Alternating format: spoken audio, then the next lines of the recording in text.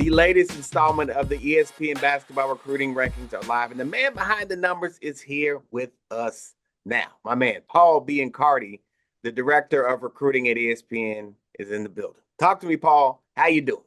Let's start there. How you doing? I'm doing great, man. I love talking basketball and rankings with you. Yeah, absolutely. I feel the same way. It must feel great to put out some rankings and know that everybody agrees with everything you said.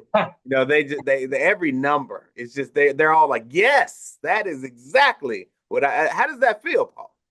It feels great to be right. Let's say accurate. I don't Yeah, like to say right because none of this is right, yeah. but hopefully it's accurate. The evaluations I know Well are said. right on point, and the players decide the rankings, Jay. That's And right. unfortunately, there are spots at the end, from 100 to 120, Yeah, 100 to 150. Those guys are great players too. sure. Guys don't get in for other reasons. Maybe there's guys in front of them that are playing Yeah, at a high level, but there's so many great players out there. It is hard to put them in to a box of 100, but I think they did a pretty good job. yeah, absolutely. Well, let's start with the biggest news. There was a swap out in the top three. Cam Boozer down to three.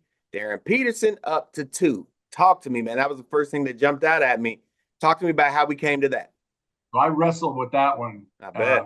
for weeks, and it's been going on for months. I mean, Daryl Peterson, Cam Boozer, 2-3, 3-2. Sometimes they're in the conversation for number one. Sure. I mean, those three guys, AJ DeBonsa, Darren Peterson, Cam Boozer, they're number one prospects. It's Yeah. just breaking them down and separating them. But what Darren Peterson did recently, Yeah.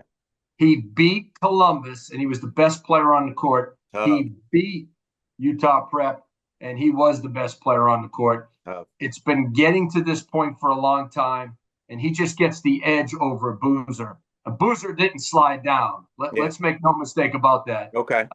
That young man has a game that I am so impressed with because Yeah. of his winning accomplishment, his resume, and how he produces every single game. I haven't seen anybody as fundamentally sound as Cameron Boozer That since man. maybe Kevin Love. Yeah, And no doubt. and go back to the big fundamental, Tim Yes, Duncan. sir. I mean, Boozer has those characteristics. He is an incredible prospect. He can still get that two spot, and both of them still challenge for number one. No doubt. No doubt. Cam Boozer's a bad. I mean, we're only talking about bad men in these top three.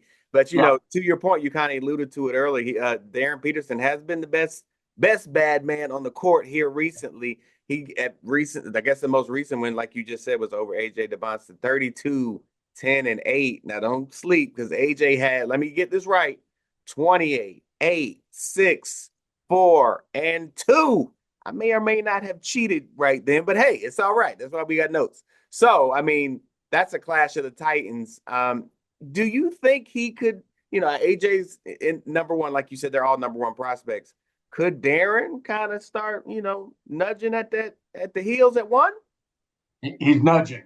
Yeah, He's closing the gap. yeah, A lot of this has to do with their high school performances, which for these guys we just mentioned, I mean, they're the best player on the court every game. yeah, Their college projection and productivity, they're all going to high major programs. They're all going to be a centerpiece of their college program. Now, they'll have some down moments because they're freshmen, and there's a huge learning curve with all freshmen, regardless of talent. But then, Jason, is that next step, that draft that comes up in June, oh yeah, and man, that's a factor into the equation. sure, When you talk to NBA scouts and NBA executives, as I do on a regular basis, it's AJ DeBonsa number one, Peterson number two right yeah, now. for sure, But they love what Darren Peterson is doing. Can he challenge AJ for the number one spot in the draft in June of yeah, 2026? It's such a long way away. yeah. But as of right now, DeBonsa has that category locked up. He does. I can completely co-sign that. Every NBA guy I talk to says the exact same thing.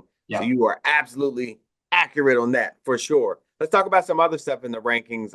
Two new additions to the five-star family in 2025, Kingston Flemings, and in 2026, Tony Bryant. Talk to me about those move ups and how that came about. Well, again, Kingston Flemings, right on that border between a high 4-star and a 5-star. And Yeah. the difference in that, Jason, is the high 4-star is someone who's trending towards the top Sure. become a five-star player. What's a five-star player? Well, he is someone who dominates the game right now. He makes a difference in winning. He has elite athleticism. He has elite tools for the game. He has a skill level that's undeniable. And he's somebody who's going to impact college right away as a freshman, a centerpiece, Yeah. if you will, of a college program, and should be a lottery pick. Yeah. Kingston Flemings, he was making that progress. And recently he opened up the season for San Antonio Brennan. They had a couple of huge wins against ranked opponents. He hit the game-winning shot and a penetration to the basket. He's as good as there is in the backcourt, and he is as good as there is in the country. Kingston Fleming's going to play for Kelvin Sampson at Houston. Watch out. Love that fit. Love that fit for sure. Another guy who is a new addition to the 2025 class in a different way, Elijah Arenas. Talk to me about that. Reclassed up from 2026 to 2025 now. You have him at number 15. I am not mad at that. I watched him all summer. Amazing in the Adidas gauntlet. Talk to me about how you got him to 15. Well, I saw Arenas and I saw Kingston Flemings multiple times, but both of them at USA Basketball for the trials last year in June, I believe. And both of them performed exceptionally well. Arenas has that 6'6" frame. He's a little bit of a do-everything guy right now. His energy level and his effort is good. It can get better, but it's good. I think defensively he can be a monster because he's so long. But the game's slowing down for Arenas. The jump shot is pretty popular right now. And he's a guy who can do a little bit of everything, covers ground well, reads the game well. I love the way he cuts off the ball. So there you got to do it all, everything, guys. 6'6". Now he reclassifies. He's top 5 in the junior class. Kind of settled in at 15. You have to understand now he's getting evaluated against the senior class. Before he was getting evaluated against the juniors. No doubt. You have to look at some of those guys and say, is he better than him right now? Does he have greater upside than him right now? What will his productivity be like this season? And then at the college game, you have to forecast. So top 20 in the nation. Usually when a guy reclassifies, they don't hold their position. They have to usually slide down a little bit because going against the older guys, they've accomplished more in the game, right? They got a better resume. Now, Cooper Flags, he's a different dude. He's a different bird. When he reclassified, he went from 1 to 1. Different cat. But Elijah Arenas, I love his upside, and I love who he is today. More than anything, I look at the progress, and he's made a lot. Yeah. Elijah Arenas, little known fact, he told me this summer, he is a better soccer player than he is basketball player. That's what he told me. This is So I don't know. I don't know if we'll ever see that. Maybe he'll be a 2-sport star in college. We'll see how it goes out. Talk to me about MLS for his future, maybe. Yeah, maybe. Talk to me about this because I'm curious. We're in the high school season, all the way in. Now most people are starting up early December. How much stock do you put into high school seasons and the competition? Because sometimes, especially at local high schools, maybe the competition isn't as great. Then you got like the Nike EYBL Scholastic, best high school league in the country. How much stock do you put into their production at the high school level with their high school teams? You put a lot into it. Now, you have to understand, you mentioned it, the high school maybe competition isn't as good as the summer, and that's why you go to summer camps, go to summer events to see the best compete against the best. But with their high school team, there's so much to see. They spend the most time with their high school team, if you think about it. It's a 4 or 5, maybe 6-month season, depending upon who you are. Montverde and others, IMG, right? Those guys are practicing and playing all year long, just for the most part, except for the summer. So you see a lot in high school. You see how coachable they are. You see how they can accept their role. You can see how they can help make their team win.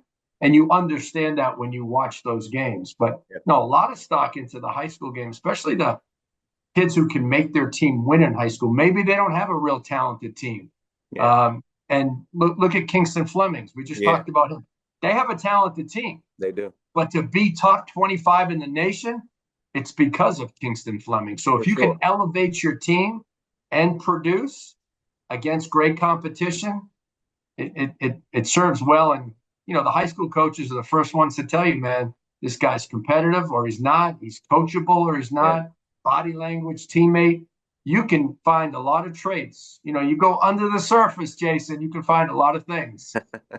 Well said. Well said. We'll be watching to see who's raising that stock this high school season. Looking forward to the next installment of the ESPN Basketball Rankings. Paul Biancardi, thanks for joining me once again.